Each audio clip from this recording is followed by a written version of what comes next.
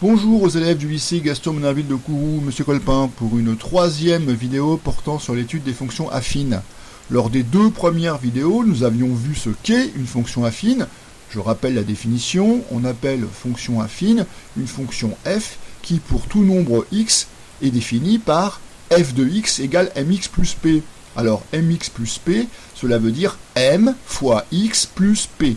M s'appelle le coefficient directeur et P s'appelle l'ordonnée à l'origine. Attention, ce vocabulaire est important, je vous demande de l'apprendre par cœur. Nous avions vu également lors de ces deux premières vidéos que la représentation graphique d'une fonction affine dans un repère est toujours une droite. Ce résultat est extrêmement important, je vous demande de l'apprendre par cœur lui aussi. Nous voici dans cette troisième vidéo, le principe n'a pas changé. Je vous ai envoyé un document au format PDF, je vous l'ai envoyé par mail. Ce document est à compléter au fur et à mesure du déroulement de cette vidéo.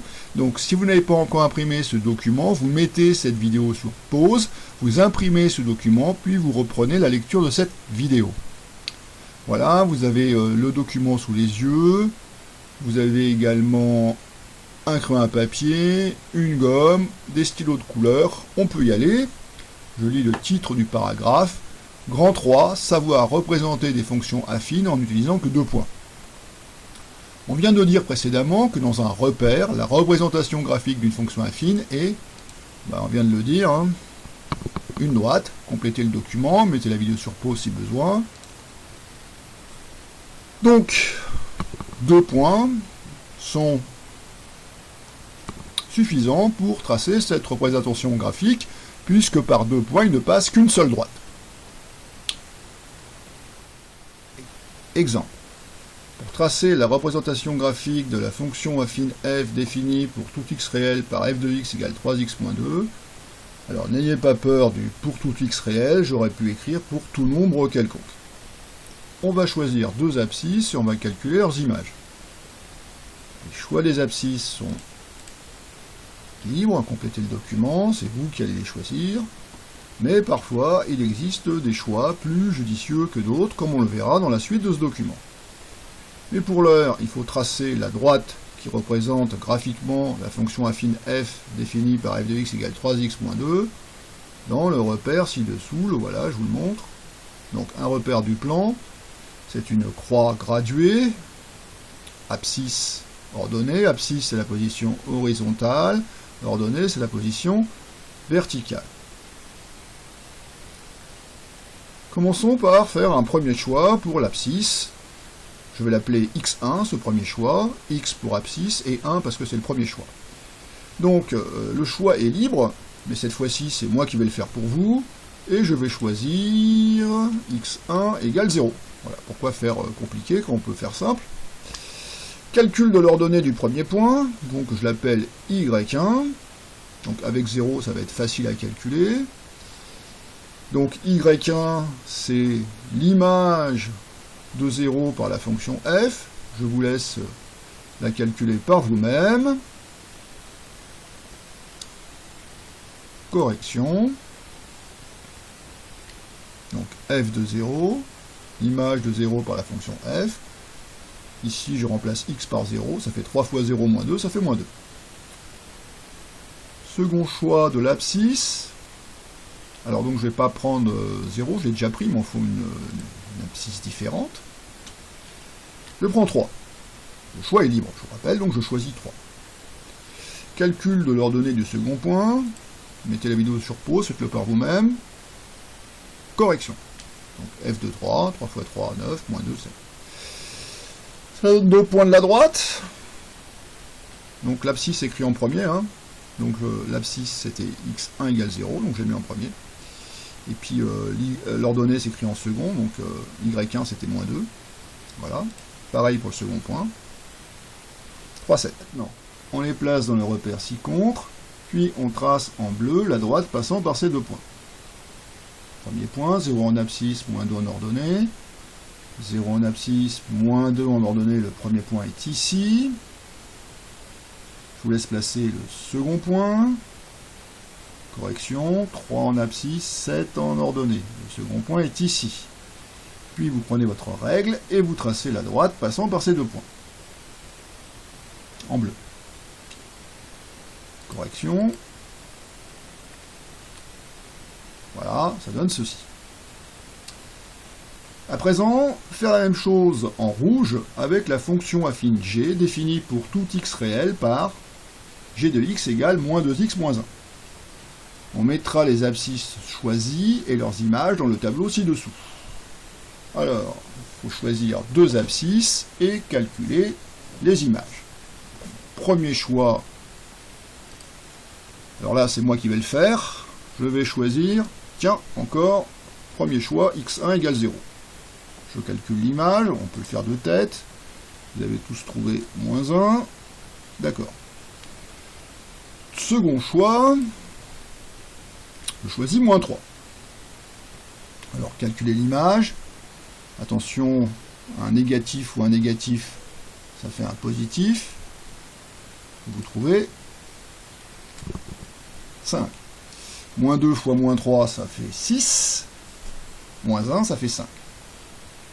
Donc vous placez ces deux points dans le repère, et en rouge, vous tracez une seconde droite pour représenter graphiquement la fonction affine g.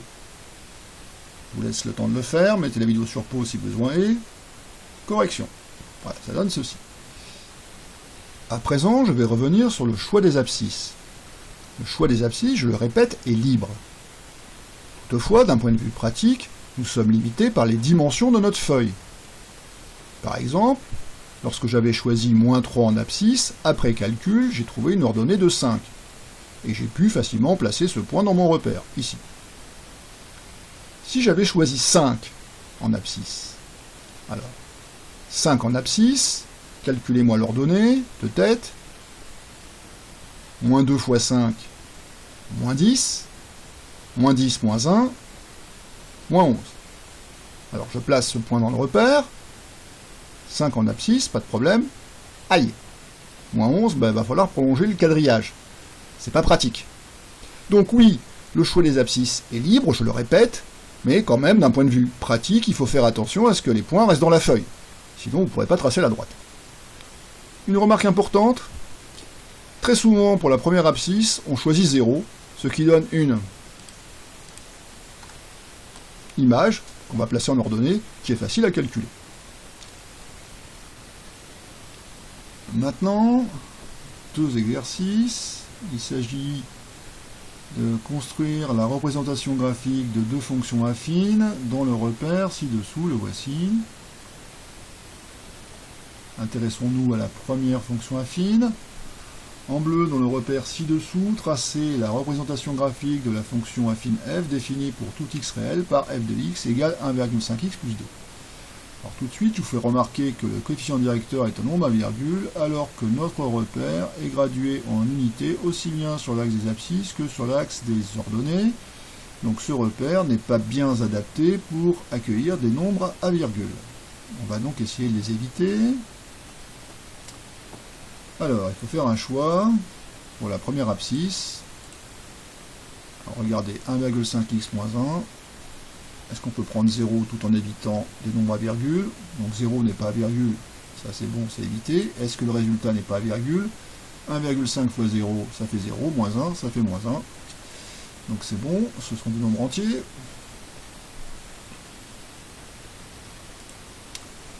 On va faire un deuxième choix, alors surtout pas 1.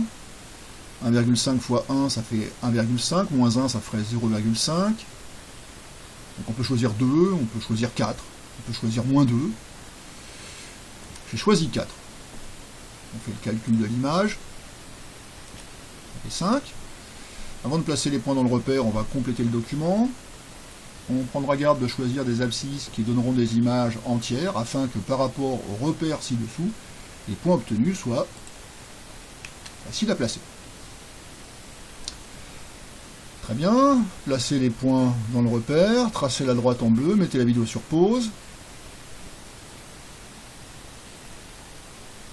On y retourne. On va faire dans la foulée la fonction suivante.